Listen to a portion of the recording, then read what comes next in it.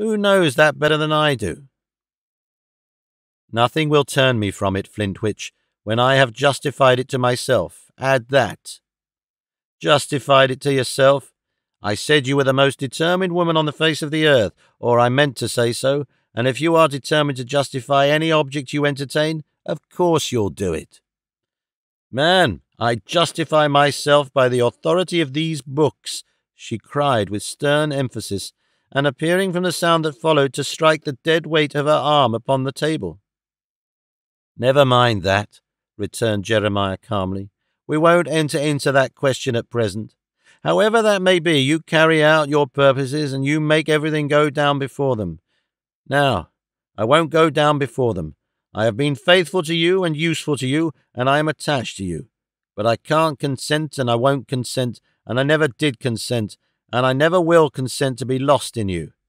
Swallow up everybody else and welcome. The peculiarity of my temper is, ma'am, that I won't be swallowed up alive. Perhaps this had originally been the mainspring of the understanding between them. Decrying thus much of force of character in Mr. Flintwich, perhaps Mrs. Clennam had deemed alliance with him worth her while. Enough, more than enough of the subject, said she gloomily. Unless you drop down upon me again, returned the persistent Flintwich, and then you must expect to hear of it again.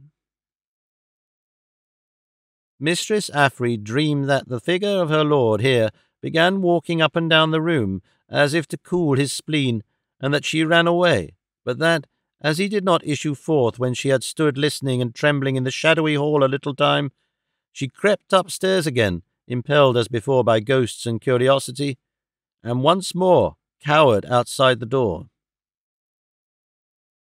Please to light the candle, Flintwich, Mrs. Clennam was saying, apparently wishing to draw him back into their usual tone. It is nearly time for tea. Little Dorrit is coming and will find me in the dark. Mr. Flintwich lighted the candle briskly and said as he put it down upon the table, What are you going to do with little Dorrit? Is she come to work here forever? To come to tea here forever? To come backwards and forwards here in the same way forever? How can you talk about forever to a maimed creature like me? Are we not all cut down like the grass of the field, and was not I shorn by the scythe many years ago, since when I have been lying here, waiting to be gathered into the barn?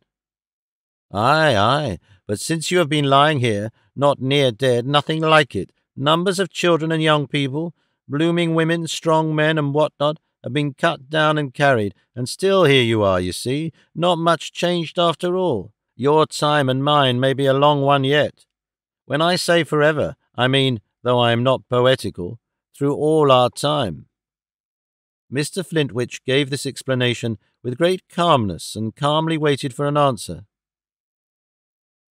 So long as little Dorrit is quiet and industrious and stands in need of the slight help I can give her and deserves it, so long, I suppose, unless she withdraws of her own act, she will continue to come here, I being spared. Nothing more than that, said Flintwich, stroking his mouth and chin. What should there be more than that? What could there be more than that? She ejaculated in her sternly wondering way. Mrs. Flintwich dreamed that for the space of a minute or two they remained looking at each other with the candle between them, and that she somehow derived an impression that they looked at each other fixedly. Do you happen to know, Mrs. Clennam, Affery's liege lord then demanded, in a much lower voice and with an amount of expression that seemed quite out of proportion to the simple purpose of his words, where she lives? No. Would you like to know? Said Jeremiah with a pounce, as if he had sprung upon her. If I cared to know, I should know already. Could I not have asked her any day? Then you don't care to know. I do not. Mr. Flintwich, having expelled a long, significant breath, said with his former emphasis, For I have accidentally, mind, found out. Wherever she lives, said Mrs. Clennam, speaking in one unmodulated hard voice, and separating her words as distinctly as if she were reading them off from separate bits of metal that she took up one by one, she has made a secret of it, and she shall always keep her secret from me." "After all, perhaps you would rather not have known the fact anyhow," said Jeremiah, and he said it with a twist as if his words had come out of him in his own wry shape. "Flintwich," said his mistress and partner, flashing into a sudden energy that made Affery start, "why do you goad me? Look round this room. If it is any compensation for my long confinement within these narrow limits, not that I complain of being afflicted, you know I never complain of that. If it is any compensation to me for long confinement in this room, that while I am shut up from all pleasant change, I am also shut up from the knowledge of some things that I may prefer to avoid knowing. Why should you, of all men, grudge me that belief?" "I don't grudge it to you," returned Jeremiah. "Then say no more, say no more. Let little Dorrit keep her secret from me, and do you keep it from me also. Let her come and go, unobserved and unquestioned. Let me suffer, and let me have what alleviation belongs to my condition. Is it so much that you torment me like an evil spirit? I ask you a question, that's all. I have answered it, so say no more, say no more." Here the sound of the wheeled chair was heard upon the floor, and Affery's bell rang with a hasty jerk. More afraid of her husband at the moment than of the mysterious sound in the kitchen, Affery crept away as lightly and as quickly as she could, descended the kitchen stairs almost as rapidly as she had ascended them, resumed her seat before the fire, tucked up her skirt again, and finally threw her apron over her head. Then the bell rang once more, and then once more, and then kept on ringing, in despite of which importunate summons Affery still sat behind her apron, recovering her breath. At last Mr. Flintwich came shuffling down the staircase into the hall, muttering and calling, "Affery, woman," all the way. Affery still remaining behind her apron, he came stumbling down the kitchen stairs, candle in hand, sidled up to her, twitched her apron off, and roused her. "Oh, Jeremiah," cried Affery, waking, "what a start you gave me." "What have you been doing, woman?" inquired Jeremiah. "You've been rung for 50 times. "Oh, Jeremiah," said Mistress Affery, "I've been a-dreaming." Reminded of her former achievement in that way, Mr. Flintwich held the candle to her head as if he had some idea of lighting her up for the illumination of the kitchen. "Don't you know it's her tea-time?" he demanded with a vicious grin, and giving one of the legs of Mistress Affery's chair a kick. "Jeremiah? Tea-time? I don't know what's come to me, but I got such a dreadful turn, Jeremiah, before I went off a-dreaming that I think it must be that." "Yo, sleepyhead," said Mr. Flintwich, "what are you talking about?" "Such a strange noise, Jeremiah, and such a curious movement, in the kitchen here, just here." Jeremiah held up his light and looked at the blackened ceiling, held down his light and looked at the damp stone floor, turned round with his light and looked about at the spotted and blotched walls. "Rats, cats, water drains," said Jeremiah. Mistress Affery negatived each with a shake of her head.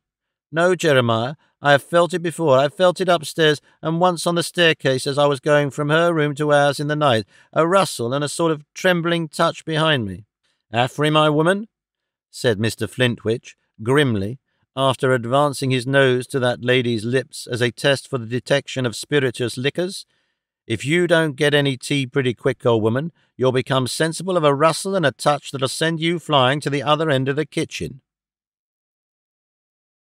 This prediction stimulated Mrs. Flintwich to bestir herself and to hasten upstairs to Mrs. Clennam's chamber. But, for all that, she now began to entertain a settled conviction that there was something wrong in the gloomy house. Henceforth, she was never at peace in it after daylight departed, and never went up or downstairs in the dark without having her apron over her head, lest she should see something. What with those ghostly apprehensions and her singular dreams, Mrs. Flintwich fell that evening into a haunted state of mind from which it may be long before this present narrative descries any trace of her recovery. In the vagueness and indistinctness of all her new experiences and perceptions, as everything about her was mysterious to herself, she began to be mysterious to others, and became as difficult to be made out to anybody's satisfaction as she found the house and everything in it difficult to make out to her own. She had not yet finished preparing Mrs. Clennam's tea when the soft knock came to the door which always announced little Dorrit. Mistress Affery looked on at little Dorrit taking off her homely bonnet in the hall, and at Mr. Flintwinch scraping his jaws and contemplating her in silence, as expecting some wonderful consequence to ensue which would frighten her out of her 5 wits or blow them all 3 to pieces. After tea, there came another knock at the door, announcing Arthur. Mistress Affery went down to let him in, and he said on entering, "Affery, I'm glad it's you. I wanted to ask you a question." Affery immediately replied, "For goodness' sake, don't ask me nothing, Arthur. I am frightened out of one half of my life and dreamed out of the other. Don't ask me nothing. I don't know which is which, or what is what," and immediately started away from him and came near him no more.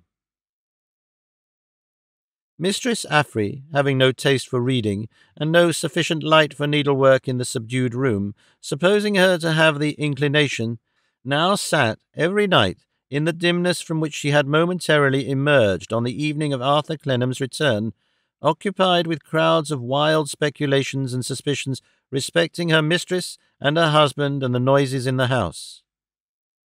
When the ferocious devotional exercises were engaged in, these speculations would distract Mistress Affery's eyes towards the door, as if she expected some dark form to appear at those propitious moments and make the party one too many.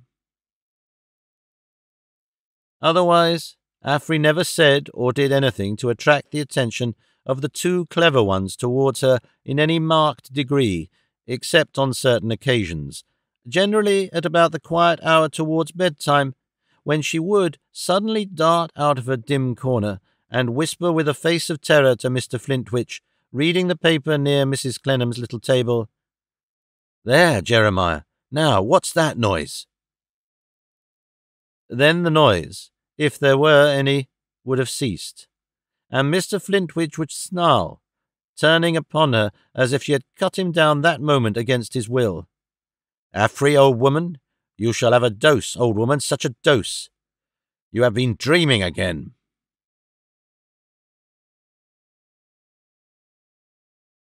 Chapter 16. Nobody's Weakness. The time being come for the renewal of his acquaintance with the Meagles family, Clennam, pursuant to contract made between himself and Mr. Meagles within the precincts of Bleeding Heart Yard, turned his face on a certain Saturday towards Twickenham, where Mr. Meagles had a cottage residence of his own. The weather being fine and dry, and any English road abounding in interest for him who had been so long away, he sent his valise on by the coach and set out to walk. A walk was in itself a new enjoyment to him, and one that had rarely diversified his life afar off. He went by Fulham and Putney for the pleasure of strolling over the heath. It was bright and shining there, and when he found himself so far on his road to Twickenham, he found himself a long way on his road to a number of airier and less substantial destinations. They had risen before him fast, in the healthful exercise and the pleasant road. It is not easy to walk alone in the country without musing upon something, and he had plenty of unsettled subjects to meditate upon, though he had been walking to the Land's End. First, there was the subject seldom absent from his mind, the question what he was to do henceforth in life, to what occupation he should devote himself, and in what direction he had best seek it. He was far from rich, and every day of indecision and inaction made his inheritance a source of greater anxiety to him. As often as he began to consider how to increase this inheritance or to lay it by, so often his misgiving that there was some one with an unsatisfied claim upon his justice returned, and that alone was a subject to outlast the longest walk. Again, there was the subject of his relations with his mother, which were now upon an equable and peaceful but never confidential footing, and whom he saw several times a week. Little Dorrit was a leading and constant subject.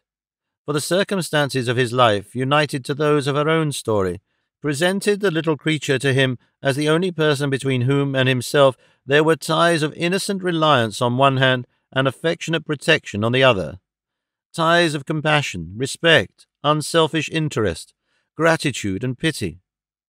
Thinking of her and of the possibility of her father's release from prison by the unbarring hand of death, the only charge of circumstance he could foresee that might enable him to be such a friend to her as he wished to be, by altering her whole manner of life, smoothing her rough road and giving her a home, he regarded her in that perspective as his adopted daughter, his poor child of the Marshalsea hushed to rest. If there was a last subject in his thoughts, and it lay towards Twickenham, its form was so indefinite that it was little more than the pervading atmosphere in which these other subjects floated before him. He had crossed the heath and was leaving it behind when he gained upon a figure which had been in advance of him for some time, and which, as he gained upon it, he thought he knew. He derived this impression from something in the turn of the head and in the figure's action of consideration as it went on at a sufficiently sturdy walk.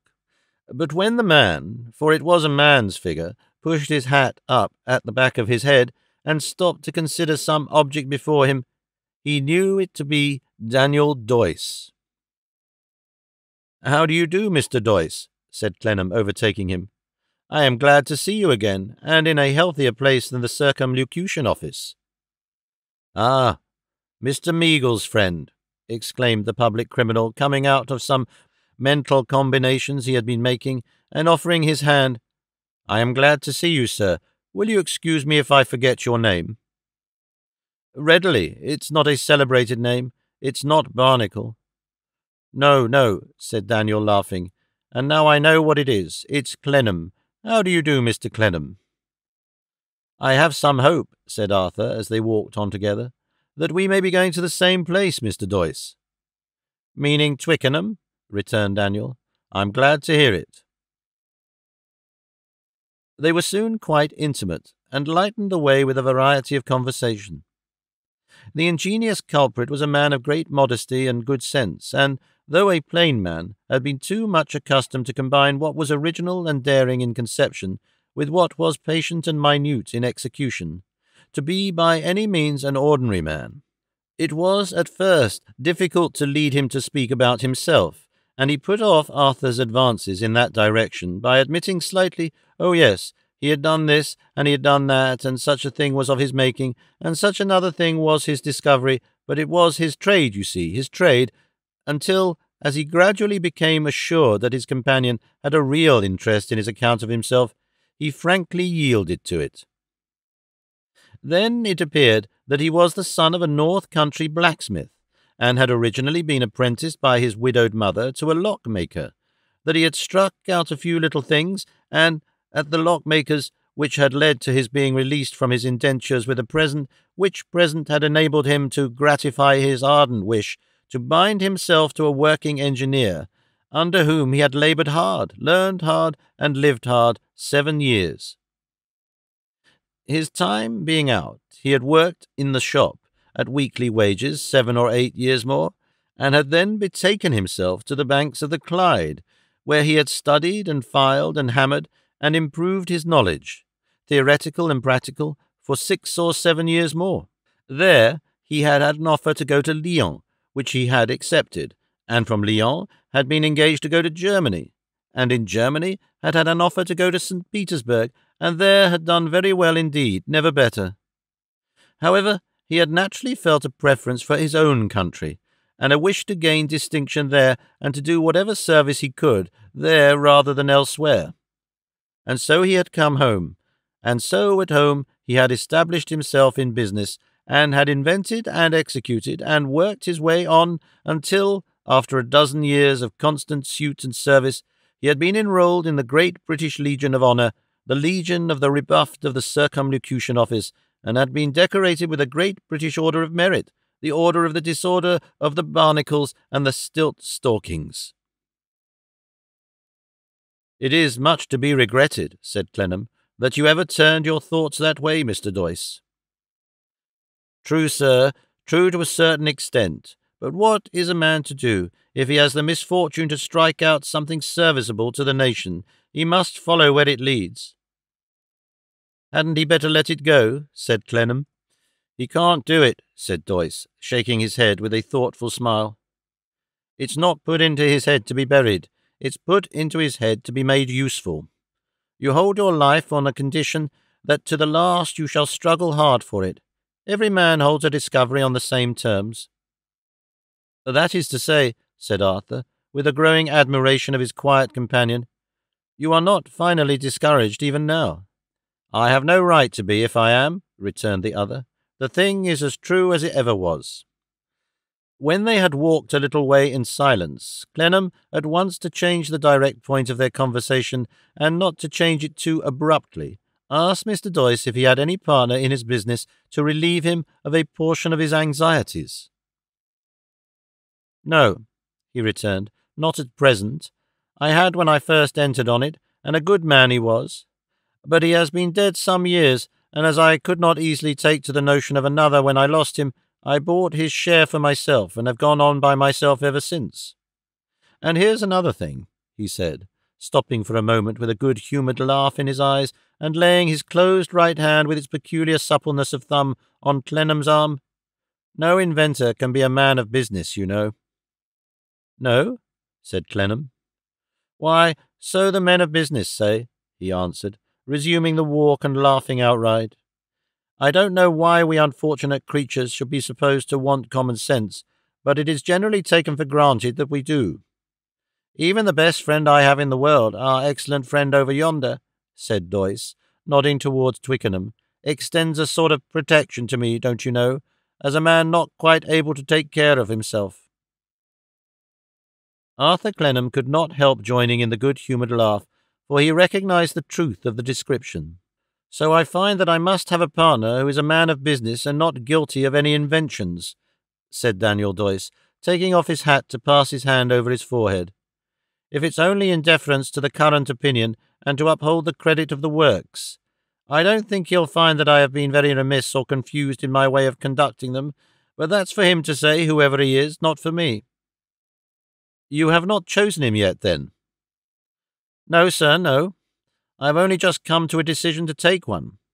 The fact is, there's more to do than there used to be, and the works are enough for me as I grow older. What with the books and correspondence and foreign journeys for which a principal is necessary, I can't do all. I am going to talk over the best way of negotiating the matter, if I find a spare half-hour, between this and Monday morning with my nurse and protector," said Doyce, with laughing eyes again. "He is a sagacious man in business, and has had a good apprenticeship to it."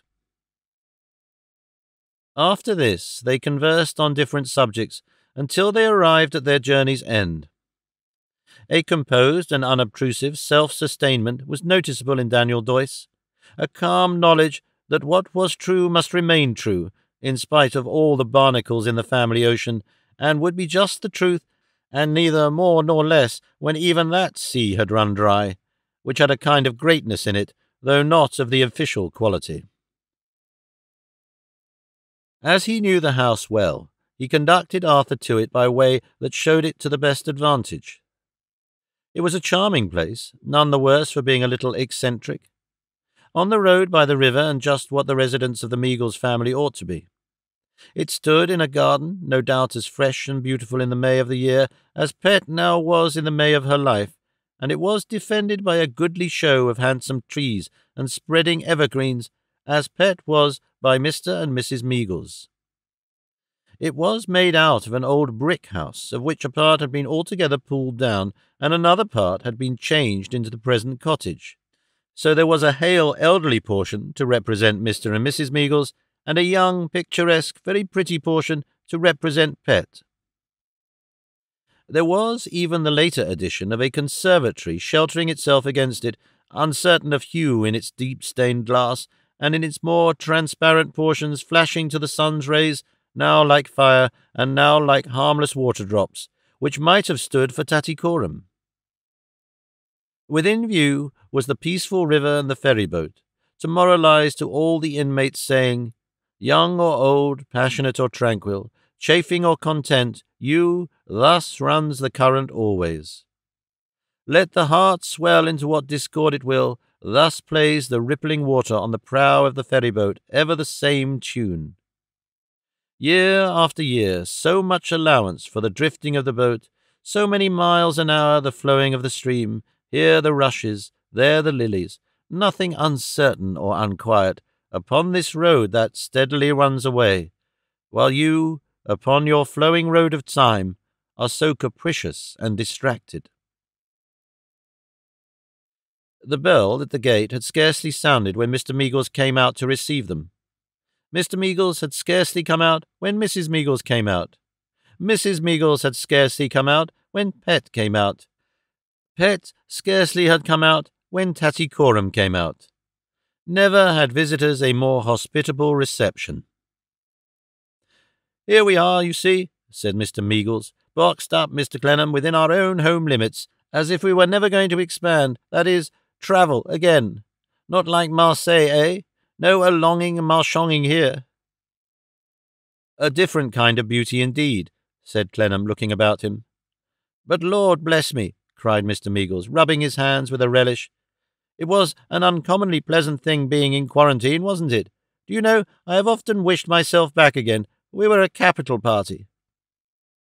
This was Mr. Meagles' invariable habit, always to object to everything while he was travelling, and always to want to get back to it when he was not travelling. "If it was summer-time," said Mr. Meagles, "which I wish it was on your account, and in order that you might see the place at its best, you would hardly be able to hear yourself speak for birds. Being practical people, we never allow anybody to scare the birds, and the birds, being practical people too, come about us in myriads. We are delighted to see you, Clennam. If you'll allow me, I shall drop the mister. I heartily assure you we are delighted." "I have not had so pleasant a greeting," said Clennam. Then he recalled what little Dorrit had said to him in his own room, and faithfully added, "Except once, since we last walked to and fro, looking down at the Mediterranean." "Ah," returned Mr. Meagles, "something like a lookout, that was, wasn't it? I don't want a military government, but I shouldn't mind a little a-longing and marchonging, just a dash of it, in this neighbourhood sometimes. It's devilish still." Bestowing this eulogium on the retired character of his retreat, with a dubious shake of the head, Mr. Meagles led the way into the house. It was just large enough and no more, was as pretty within as it was without, and was perfectly well arranged and comfortable. Some traces of the migratory habits of the family were to be observed in the covered frames and furniture and wrapped-up hangings, but it was easy to see that it was one of Mr. Meagles' whims to have the cottage always kept, in their absence, as if they were always coming back the day after tomorrow. Of articles collected on his various expeditions, there was such a vast miscellany that it was like the dwelling of an amiable corsair. There were antiquities from central Italy, made by the best modern houses in that department of industry, bits of mummy from Egypt and perhaps Birmingham, model gondolas from Venice, model villages from Switzerland, morsels of tessellated pavement from Herculaneum and Pompeii, like petrified minced veal, ashes out of tombs and lava out of Vesuvius, Spanish fans, Spesian straw hats, Moorish slippers, Tuscan hairpins, Carrara sculpture, Trasteverini scarves, Genoese velvets and filigree Neapolitan coral, Roman cameos, Geneva jewellery, Arab lanterns, rosaries blessed all round by the Pope himself, and an infinite variety of lumber. There were views, like and unlike, of a multitude of places, and there was one little picture-room devoted to a few of the regular sticky old saints, with sinews like whipcord, hair like Neptune's, wrinkles like tattooing, and such coats of varnish that every holy personage served for a fly-trap, and became what is now called in the vulgar tongue of a catch-em-alive-o. Of these pictorial acquisitions Mr. Meagles spoke in the usual manner. He was no judge, he said, except of what pleased himself. He had picked them up dirt cheap, and people had considered them rather fine. One man, who at any rate ought to know something of the subject, had declared that sage reading, a specially oily old gentleman in a blanket, with a swan's down tippet for a beard and a web of cracks all over him like rich pie crust, to be a fine guercino. As for Sebastian del Piombo there, You would judge for yourself. If it were not his later manner, the question was, who was it? Titian? That might or might not be. Perhaps he had only touched it. Daniel Doyce said perhaps he hadn't touched it, but Mr. Meagles rather declined to overhear the remark. When he had shown all his spoils, Mr. Meagles took them into his own snug room overlooking the lawn, which was fitted up in part like a dressing-room and in part like an office, and in which, upon a kind of counter-desk, were a pair of brass scales for weighing gold and a scoop for shovelling out money. "Here they are, you see," said Mr. Meagles. "I stood behind these 2 articles 35 years running, when I no more thought of gadding about than I now think of staying at home. When I left the bank for good, I asked for them, and brought them away with me. I mention it at once, or you might suppose that I sit in my counting-house, as Pett says I do, like the king in the poem of the 24 blackbirds, counting out my money." Clennam's eyes had strayed to a natural picture on the wall of 2 pretty little girls with their arms entwined.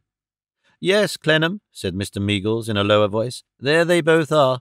It was taken some 17 years ago. As I often say to Mother, they were babies then." "Their names?" said Arthur.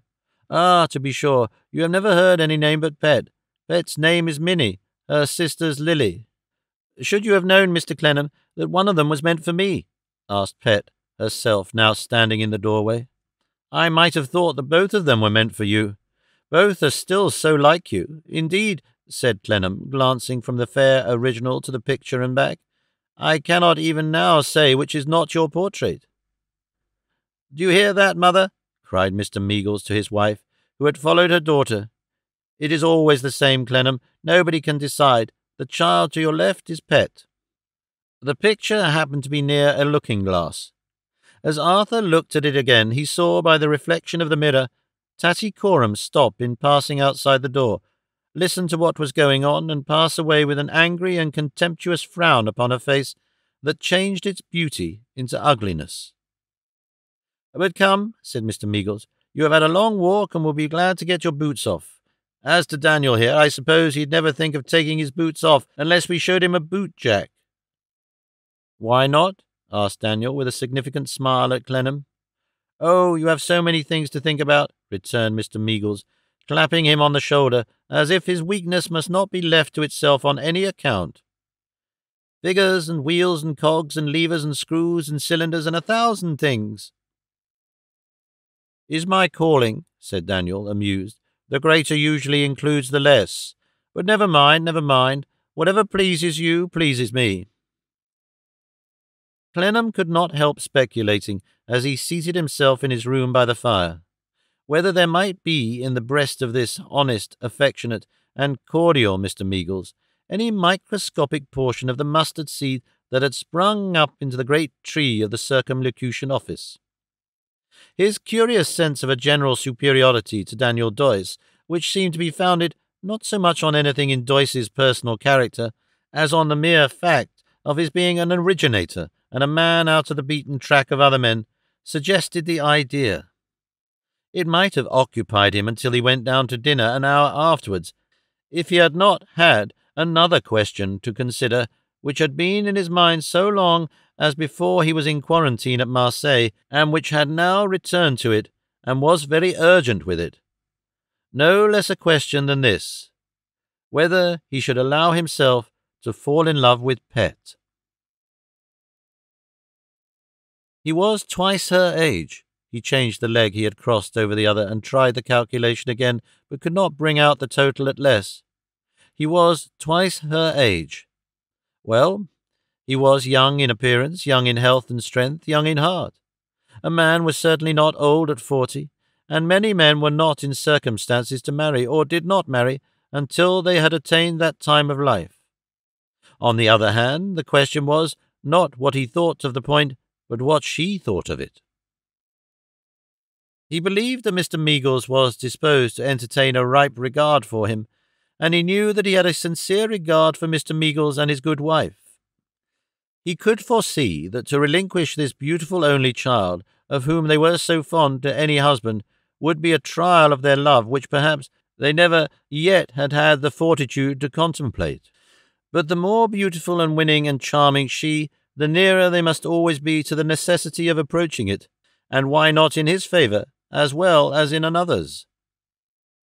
When he had got so far, it came again into his head that the question was not what they thought of it, but what she thought of it.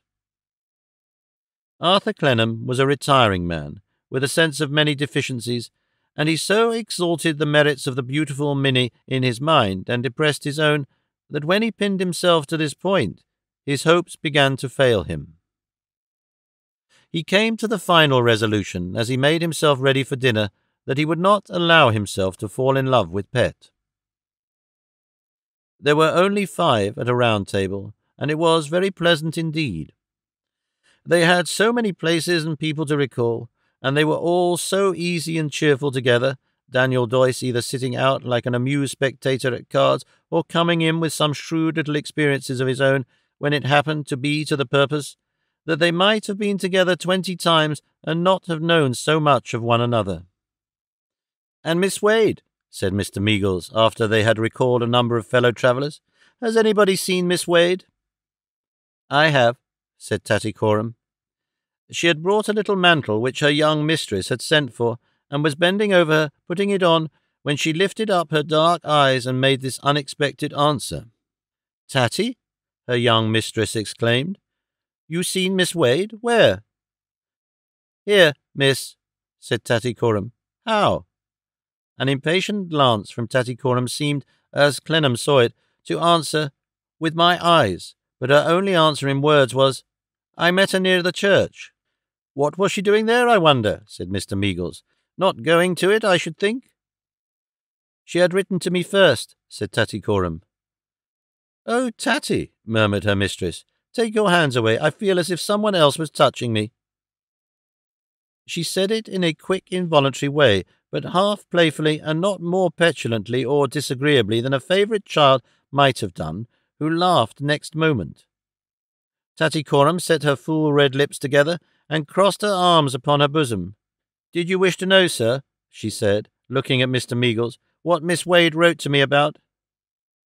"Well, Tattycoram," returned Mr. Meagles, "since you ask the question, and we are all friends here, perhaps you may as well mention it, if you are so inclined." "She knew when we were travelling where you lived," said Tattycoram, "and she had seen me not quite in a good temper, Tattycoram," suggested Mr. Meagles, shaking his head at the dark eyes with a quiet caution. "Take a little time. Count 5 and 20, Tattycoram."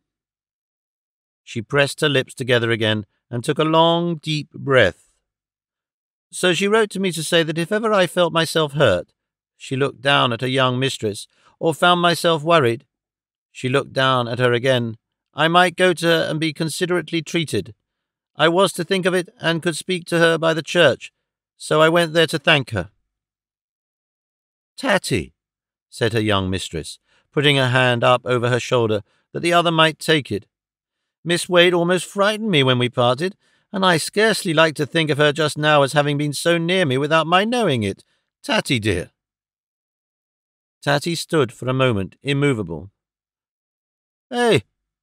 cried Mr. Meagles. "Count another 5 and 20, Tattycoram." She might have counted a dozen when she bent and put her lips to the caressing hand.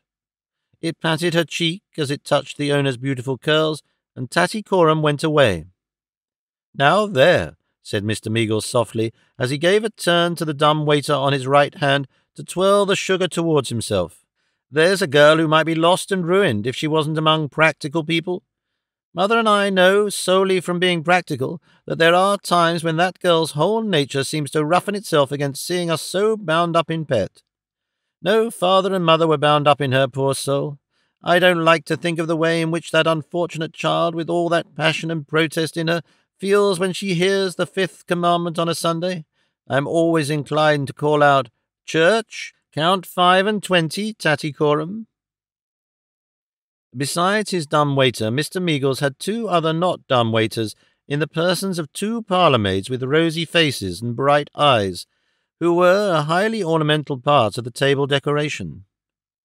"And why not, you see?" said Mr. Meagles on this head.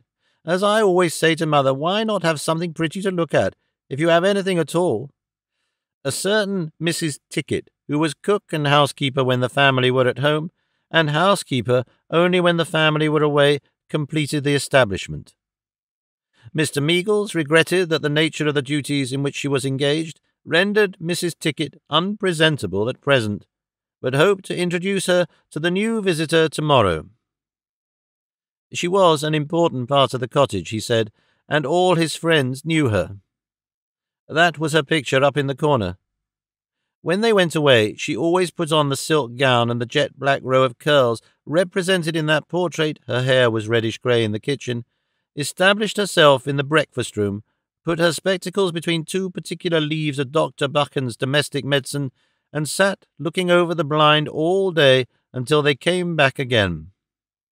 It was supposed that no persuasion could be invented which would induce Mrs. Ticket to abandon her post at the blind, however long their absence, or to dispense with the attendance of Dr. Buchan, the lubrications of which learned practitioner Mr. Meagles implicitly believed she had never yet consulted to the extent of one word in her life.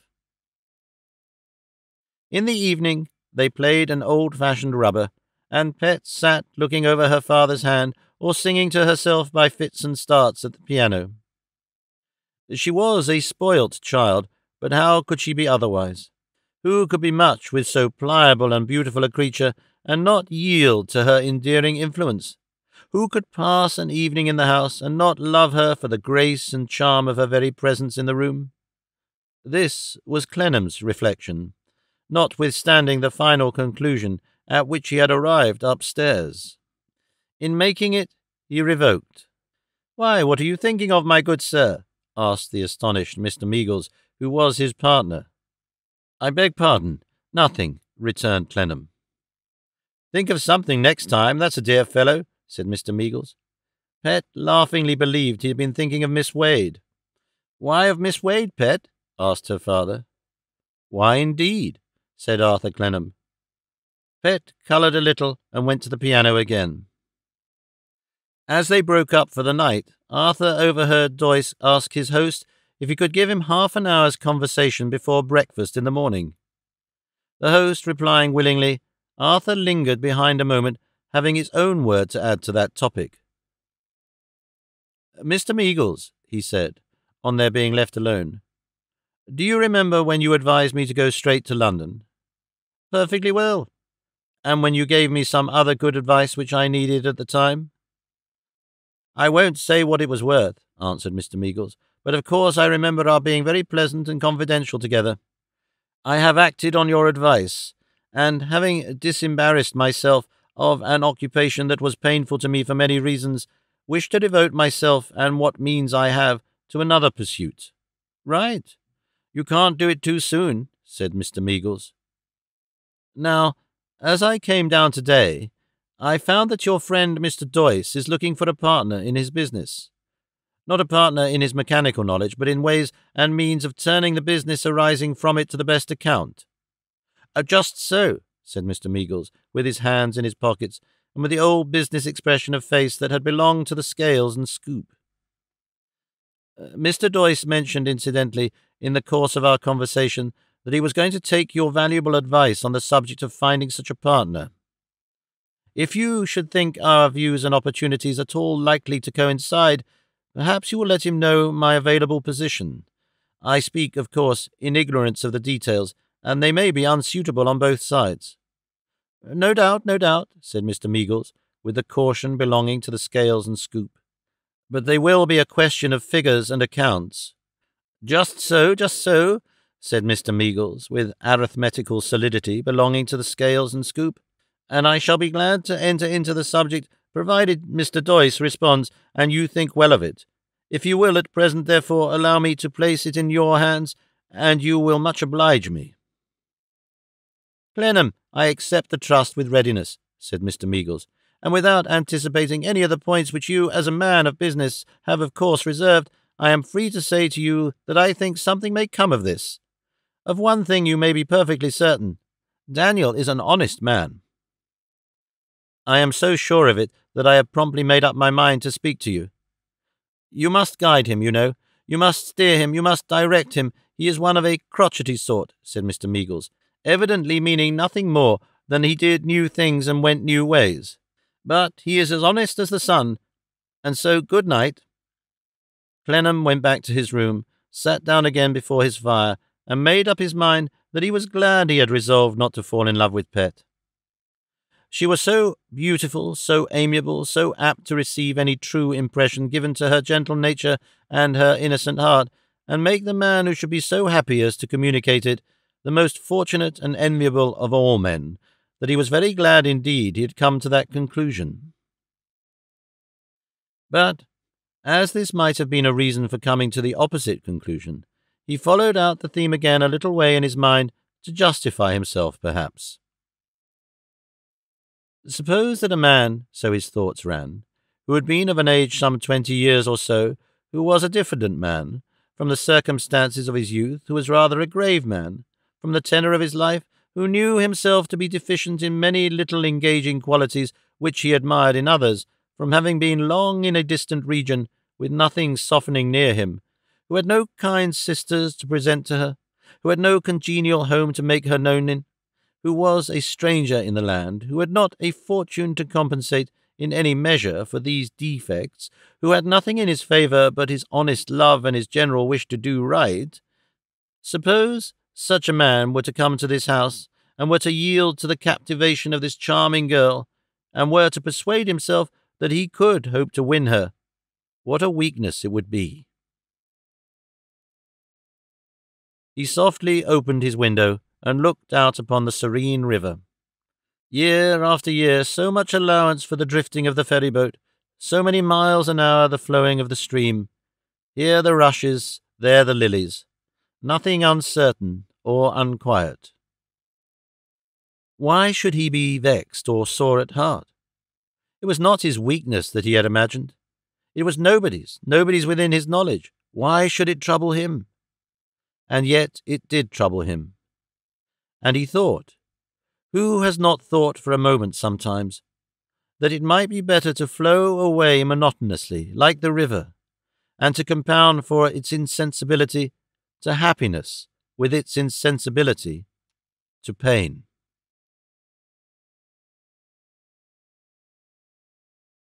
Chapter 17. Nobody's Rival. Before breakfast in the morning, Arthur walked out to look about him.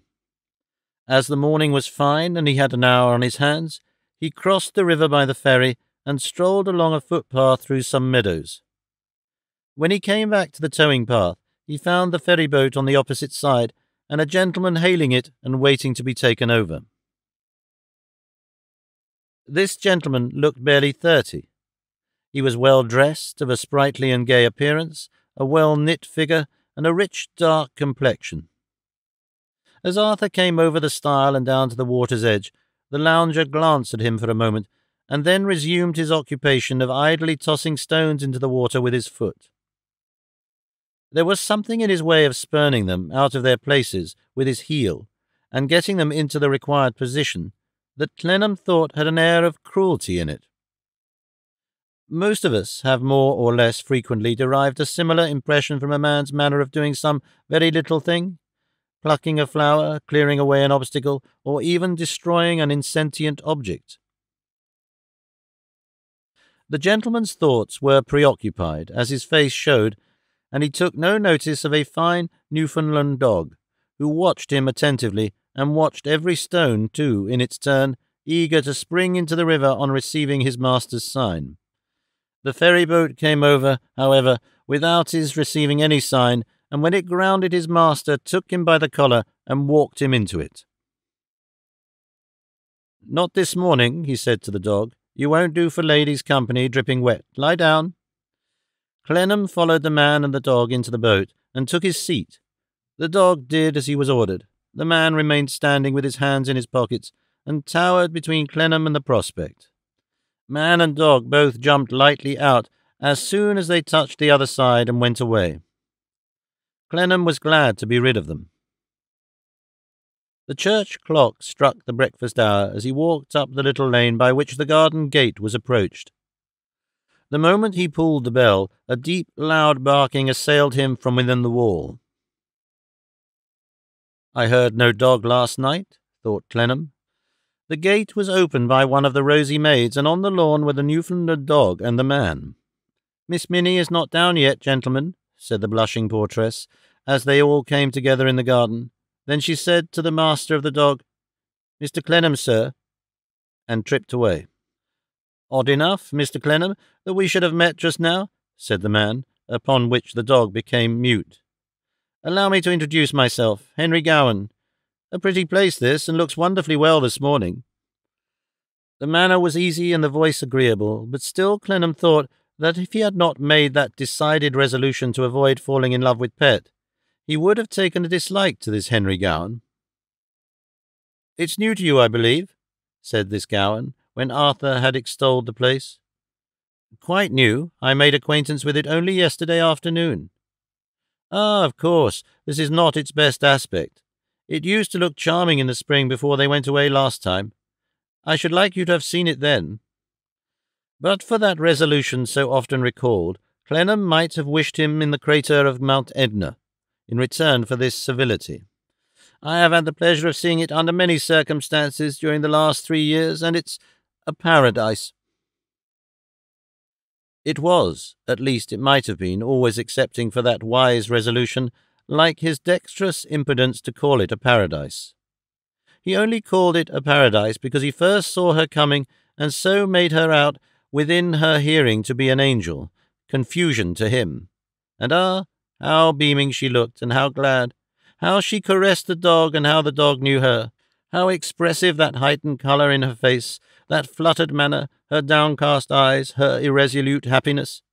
When had Clennam seen her look like this? Not that there was any reason why he might, could, would, or should have ever seen her look like this, or that he had ever hoped for himself to see her look like this, but still, when had he ever known her do it?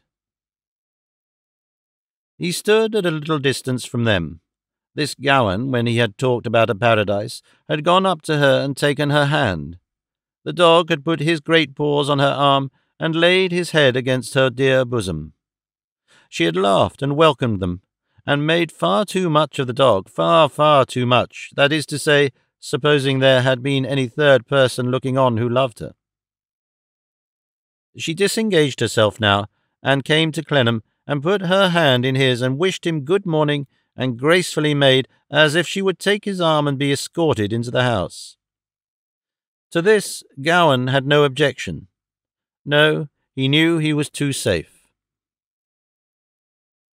There was a passing cloud on Mr. Meagles' good-humoured face when they all three, 4, counting the dog, and he were the most objectionable but one of the party, came into breakfast. Neither it nor the touch of uneasiness on Mrs. Meagles, as she directed her eyes towards it, was unobserved by Clennam.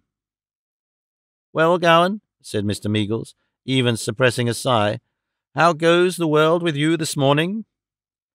"Much as usual, sir. Lion and I, being determined not to waste anything of our weekly visit, turned out early and came over from Kingston, my present headquarters, where I am making a sketch or two."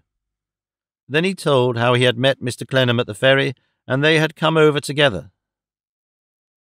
"Mrs. Gowan is well, Henry?" said Mrs. Meagles. Clennam became attentive. "My mother is quite well, thank you." Clennam became inattentive. "I have taken the liberty of making an addition to your family dinner party today, which I hope will not be inconvenient to you or to Mr. Meagles. I couldn't very well get out of it," he explained, turning to the latter. "The young fellow wrote to propose himself to me, and as he is well connected, I thought you would not object to my transferring him here." "Who is this young fellow?" asked Mr. Meagles with peculiar complacency. "He is one of the Barnacles, Tite Barnacle's son, Clarence Barnacle, who is in his father's department. I can at least guarantee that the river shall not suffer from his visit. He won't set it on fire." "Aye, aye," said Meagles. "A Barnacle, is he? We know something of that family, eh, Dan? By George, they are at the top of the tree, though. Let me see. What relation will this young fellow be to Lord Decimus now?" His lordship married in 1797 Lady Jemima Bilberry, who was the second daughter by the third marriage. No, there I am wrong. There was Lady Seraphina. Lady Jemima was the first daughter by the second marriage of the 15th Earl of Stiltstalking, with the Honourable Clementina Tuzellum. Very well. Now this young fellow's father married a Stiltstalking, and his father married his cousin, who was a Barnacle. The father of that father who married a Barnacle married a Joddleby. I am getting a little too far back, Gowan. I want to make out what relation this young fellow is to Lord Decimus. That's easily stated. His father is nephew to Lord Decimus. Nephew to Lord Decimus, Mr. Meagles luxuriously repeated with his eyes shut, that he might have nothing to distract him from the full flavour of the genealogical tree. By George, you are right, Gowan. So he is. Consequently, Lord Decimus is his great-uncle. But stop a bit, said Mr. Meagles, opening his eyes with a fresh discovery. Then on the mother's side, Lady Stiltstalking is his great-aunt. Of course she is. Aye, said Mr. Meagles with such interest. Indeed. We shall be glad to see him. We'll entertain him as well as we can in our humble way, and we shall not starve him, I hope, at all events. In the beginning of this dialogue, Clennam had expected some great harmless outburst from Mr. Meagles, like that which had made him burst out of the Circumlocution Office, holding Doyce by the collar. But his good friend had a weakness which none of us need go into the next street to find, and which no amount of circumlocution experience could long subdue in him. Clennam looked at Doyce, but Doyce knew all about it beforehand, and looked at his plate, and made no sign, and said no word. I am obliged to you, said Gowan, to conclude the subject. Clarence is a great ass, but he is one of the dearest and best fellows that ever lived. It appeared, before the breakfast was over, that everybody whom this Gowan knew was either more or less of an ass, or more or less of a knave, but was, notwithstanding, the most lovable, the most engaging, the simplest, truest, kindest, dearest, best fellow that ever lived. The process by which this unvarying result was attained, whatever the premises, might have been stated by Mr. Henry Gowan thus. I claim to be always bookkeeping with a peculiar nicety in every man's case, and posting up a careful little account of good and evil with him.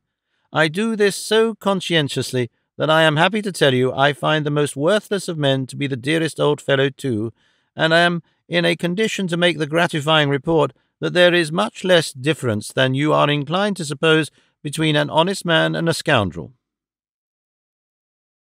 The effect of this cheering discovery happened to be that while he seemed to be scrupulously finding good in most men, he did in reality lower it where it was, and set it up where it was not, but that was its only disagreeable or dangerous feature.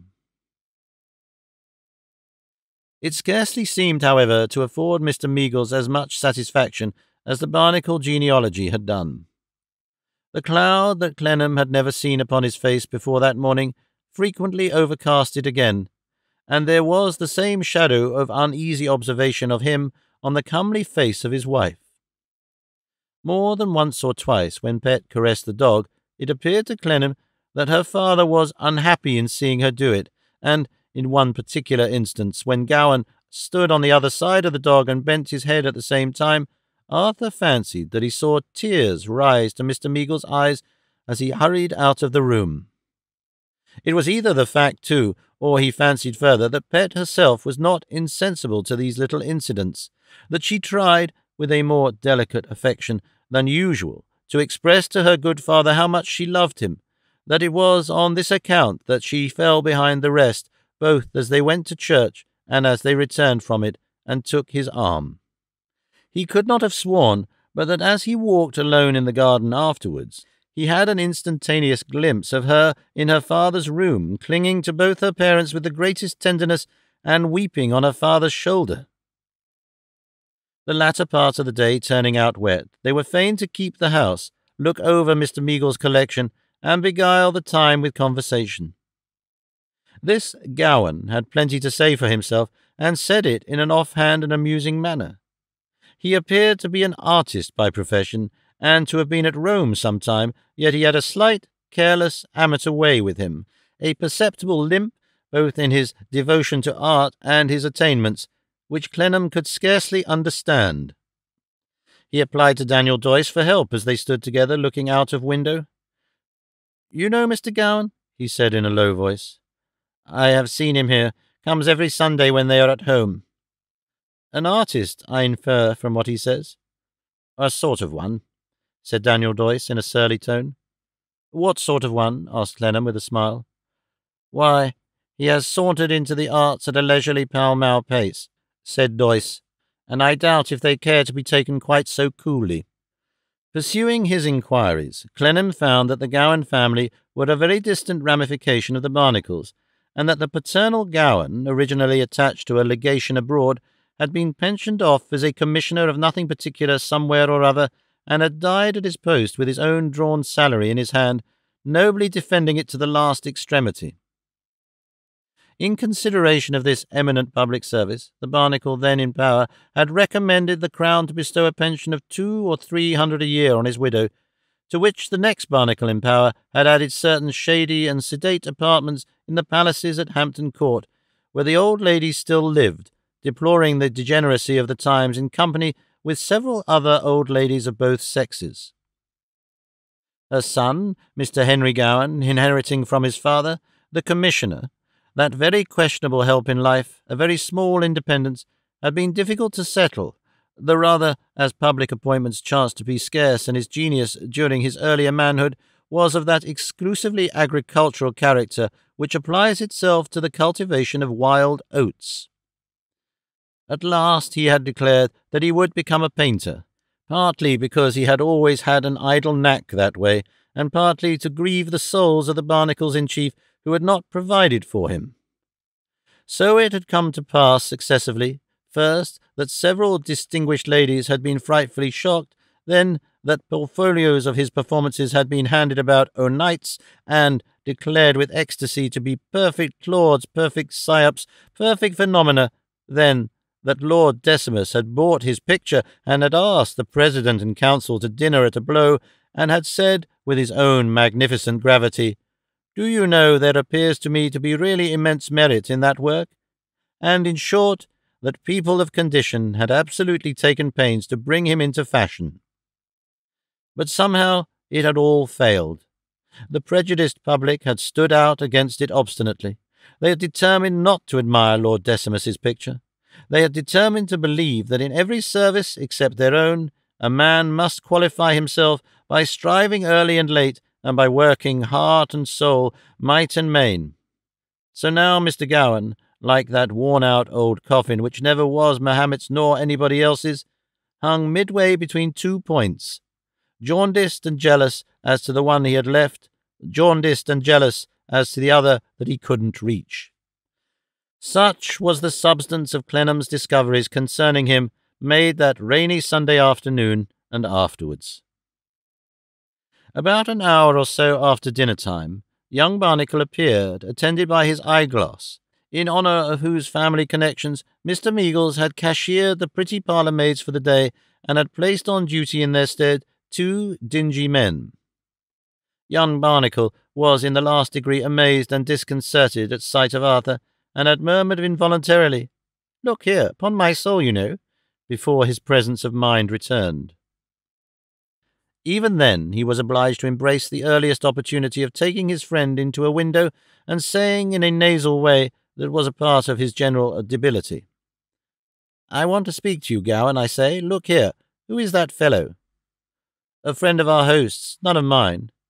"He's a most ferocious radical, you know," said young Barnacle. "Is he? How do you know?" "Egod, sir, he was pitching into our people the other day in the most tremendous manner.